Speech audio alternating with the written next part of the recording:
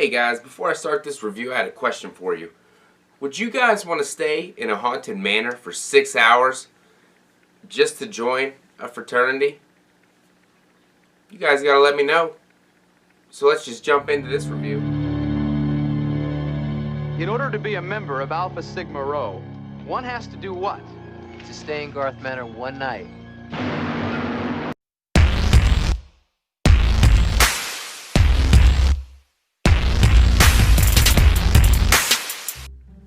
What's going on, guys? Welcome back to the channel. Welcome back to FACCI'S Fudge Monster Cinema. Sorry that wasn't as dramatic as I wanted it to be, but I had a good time with it. Today's review, I know Filthy Dan just put this one out not too long ago. I am going with 1981's best year in slasher horror for damn sure.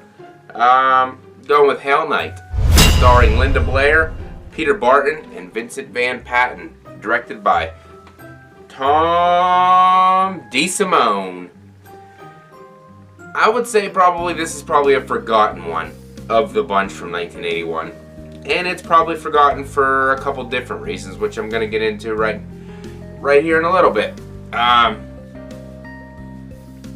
This movie kind of blends the slasher genre with the haunted house genre and kind of combines them into one movie.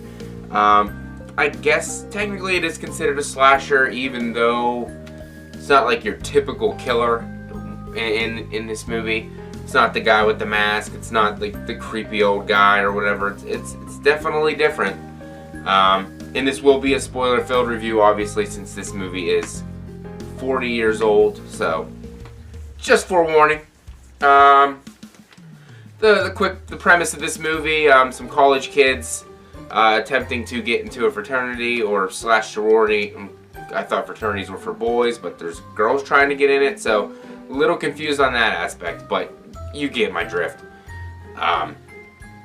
They're trying to get into this fraternity, so they have to go up to Garth Manor, some creepy abandoned mansion, and stay the night for 6 hours. And once they do that, they will be invited to join the fraternity. That's why I asked the question at the beginning of this review. If you were in college, would you want to actually do that? Would you want to spend the night in a haunted mansion that's abandoned and whatnot, that a whole guy murdered his family? I went to college. I did not join a fraternity, so I'd have been like, hell no. I really don't give a shit that much. Let me know what you guys think down below, if that's what you guys would do, if you would join in on this, or you'd be like, nah, I'm good. But Roman Garth owned this manor. He killed his whole family, 3 kids and his wife, and then he hung himself. However, there was a 4th kid, which is not convenient the way these things go.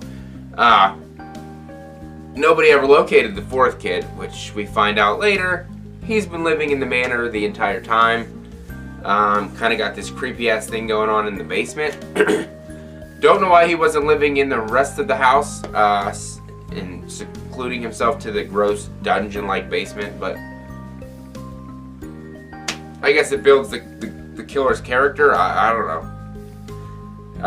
Pretty much follows 4 characters for the most part of the film. The ones that are the college kids that are locked in the manor, plus Peter and a bunch of his friends who, they're the ones doing the hazing. They set up gags around the whole place to try and scare them out so they wouldn't make it the full 6 hours.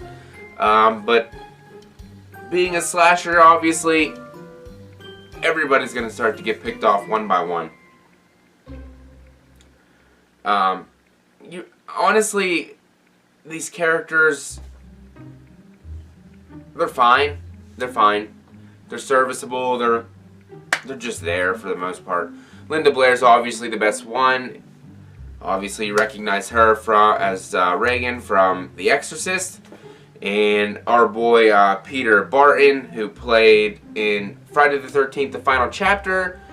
You may remember him as the guy who got his face smashed in the shower. So, there's some horror people in this movie that have done other horror movies, so at least we got that going for us.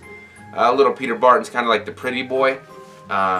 Linda Blair, I don't know, man. Her titties be popping the whole movie, but you don't see nothing. If you're looking for TNA, this is not the slasher for you. If you are looking for gore, this is not the slasher for you. If you're looking for a lot of blood, once again, this ain't the one for you. This is a very underwhelming film. Probably one of the main aspects why rewatchability is very low. It's okay. I didn't really have that great of a time with it. The idea was great. The addition of the gore and the blood, like I said, would have bumped it up another level. Because the 80s was filled with the cheesy slashers with all the blood and the gore and the cool kills. And this one had none of it. This had nothing. There was no cool kills. Half of them you didn't even see. The killer himself, he wasn't bad. He wasn't bad. It was like a huge mongoloid looking thing. Obviously he's all grown up now. He got a little bit of hair, got like a lumpy head and face and whatnot. What you'd expect like a mongoloid to look like, kind of looks like a Hills Have Eyes type of guy. But obviously not as like good as the remake looking ones. But I can imagine they didn't have that high of a budget back in the day, and that's the villain in this movie. So like I said, it's a slasher because he's killing them in slasher ways. However, it's more kind of like also like a creature slash monster. So it's kind of a mix of like 3 different genres, which is kind of cool, but it just lacks everything horror fans want in a movie. I mean, it does have a little bit of mood, a little bit of atmosphere, as per Dave McRae would say. But other than that, it doesn't have much going for it at all. Linda Blair's performance is great, and Peter Barton's is great. But other than that, it's pretty lame, and I think this is a skippable movie from that 81 year, to be honest with you. If you're a diehard horror fan, you're going to check it out, I'm sure. Like, it took me 40 years. Obviously, I wasn't alive 40 years, but it took me to the 40 years to watch this movie. So, and I love my slashers. Honestly, I didn't even know what this movie was. I never saw a trailer, went in blind. Usually it pays off. This time, it didn't. This movie, underwhelming for sure. Well, the 4 people in the house, obviously they're going to get picked off one by one. Seth, he's one of the other dudes in there. He somehow escapes over the gated with the pointed tops and shit. Cuts himself, but he makes it to the police station. Tells them there's been a murder, and the cops are like, dude, there's always a murder there. We don't give a shit. If you don't leave, we're going to throw you in jail. And he's like, whatever, man. And conveniently, a table where there's a bunch of guns, the door's left open.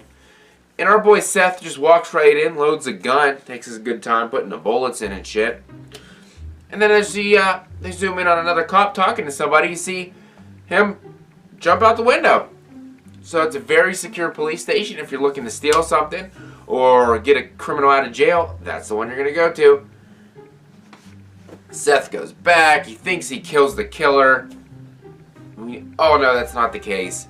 He runs back in the house telling him, I did it, I did it. You're waiting for the mongoloid to pop out somewhere, but he doesn't come anywhere that you think he's going to come. And then the kill's off screen, as usual, but this time with the shotgun. Oh, man. And then, of course, it just leaves Linda Blair's character and Peter's character, and Peter's character dies, leaving Linda Blair as the final girl. But I wouldn't expect that to be any other way, because she was the biggest name in this. She escapes, she got the key, opens the gate up, there's a car out there that Seth stole earlier in the film. The ending kill of the killer was pretty decent, pretty cool.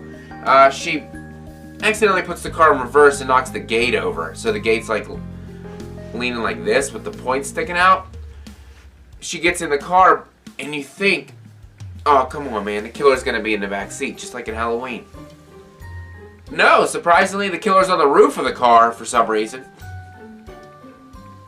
And she's driving and screaming, which I don't know how you can drive a car while screaming with no hands on the wheel, but she's doing a fine job, and she magically somehow drives that car right back into the gate with the killer on top, and all the spikes go through the killer's body.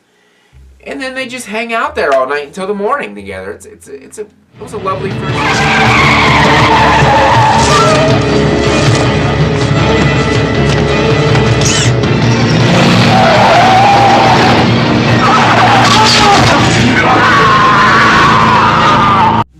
Except for he died, and she took a nap.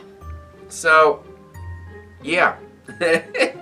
Ending, she just gets out of the car, yeah, like walks away, and yeah, the credits go, and that's it. And then I was like, wow, I'm very underwhelmed, and I would never probably watch this again. It's definitely, like I said, has no rewatchable qualities at all. It was a huge letdown. With a name like Hell Night, I expected it to be badass. The college atmosphere at the beginning was pretty cool, and the mansion was a good idea. Wasn't executed the best. Wasn't really feeling this one. Like I said, if you're a huge fan of the slasher genre, give it a watch. If not, pick something else. Honestly, if I had to give this one a rating, it'd probably be like a 1.5 out of 5. It was not that good, and the only reason I got 1.5, probably because of Linda Blair. Other than that, this movie was dog shit. But that's all I got to say about Hell Night. I can't drag that shit on any longer. Definitely appreciate anybody watching the channel. It means a lot to me. Got a bunch of great stuff coming out. Trying to stick with these cheesy 80s slashers. I got a lot to cover when it comes to these bad boys. Filthy with Facci episode 2 coming up. Get ready to check that out. And should have another review for the Mutilator coming out soon. And Edge of the Axe. So keep your eyes peeled for those. And hey, I got reservations at the Garth Manor. You guys in? Have a scary night.